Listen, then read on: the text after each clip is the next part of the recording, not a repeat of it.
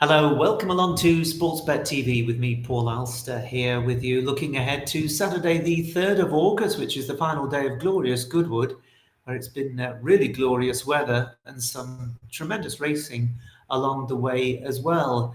For those of you that have signed up to my Out in Front subscription service, you'll know it's been a very good week with winners recommended at 25 to 1 and 12 to 1, as well as a host of very good placed efforts. And that was just through the first 3 days. We're still waiting for one or two to run on Friday, already with one nice place bet in the bag. If you want to sign up for Out in Front, then you can find the link in the description box below this screen. But also, why not subscribe to this channel as well for free if you're joining me for the first time, just by clicking the red button below the screen. And then you get all my tips here at Sportsbet, where I'm always looking for horses at big prices.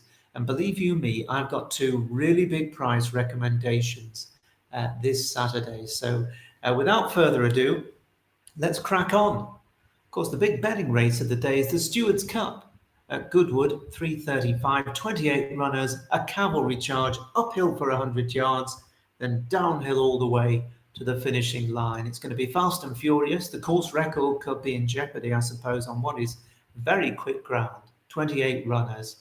I'm going to be backing two in the race, one of which I'm recommending over at Out in Front, the other one here for you at Sportsbet. Both of them similar prices and toss-up really between the pair. But let me just concentrate first of all on the head of the market, where three of the runners have been priced up in single figures. They are Dark Trooper, Al Bashir and Puro Sang. The Wokingham runner-up is Dark Trooper, who ran a massive race at Royal Ascot and again has that fast ground that he likes. So despite going up £3, he should be thereabouts. Al Bashir won last Saturday at Ascot over 5 furlongs, but is equally effective at this trip.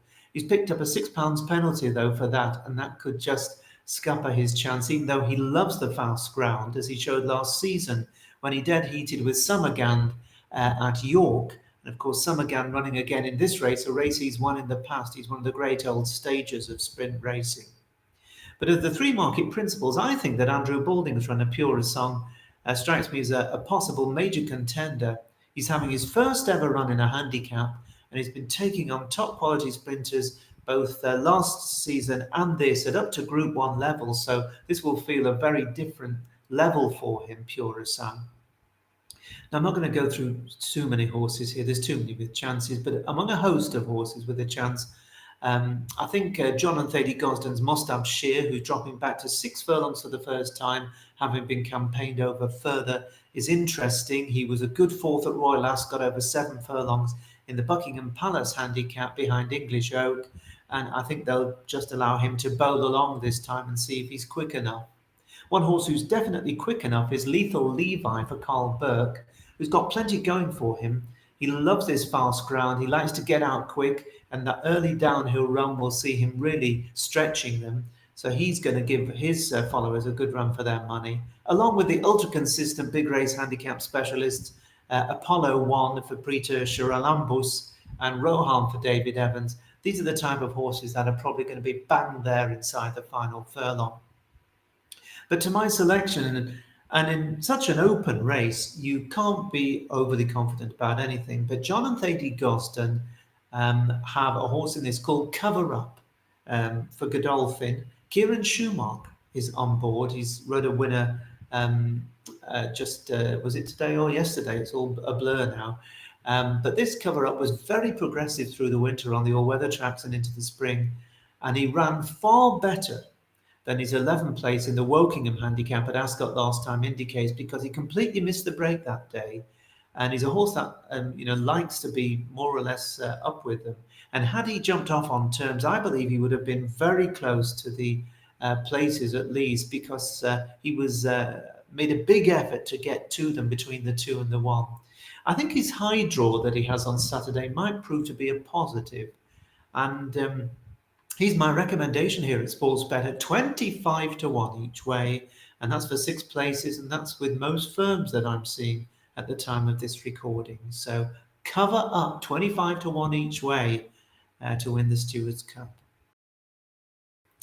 Well, you're going to have to wait until the final race of Glorious Goodwood, the 5:20, a 9 furlong handicap on the good to firm ground, 16 runners, and a very tough race for punters. If you're looking beyond what is a very short price favourite in a hot handicap, Carlberg's Native Warrior is only 2-1. They bet 8-1 bar. Um, Relatively unexposed horse, a mile maiden winner at Nottingham earlier in the season, ran a cracker on his handicap debut to be third in the Britannia Handicap. But this is a very different challenge to the straight mile at Ascot. 9 furlongs around the ups and downs and the undulations and the camber and, of course, the concertina style feel that you tend to get after the 2 furlong from home marker. There's always so many hard luck stories every day at Goodwood. Would you really want to take 2-1 in a 16 runner handicap? Well, the bookies obviously feel plenty will, and they're frightened of Native Warrior. He may well go and win, but at 2-1, he can do just that. Dutch Decoy for Charlie Johnston got out into the clear just a little bit late to catch Toy Me Son in Friday's Golden Mile, but if he's ready to go again tomorrow, Saturday, he will be suited by the extra furlong in this race and the quick ground. It is a tough ask, though, to tackle 2 hot handicaps within 24 hours. So we'll see. But I fear the ground might be too quick for Gary Moore's horse, Magic Memories, who is up there fairly prominent in the betting.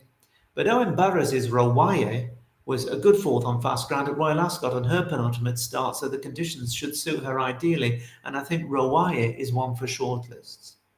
Now, my old pal George Baker runs 3 in this race. He's got Simply Sondheim, Tahitian Prince, and Grania.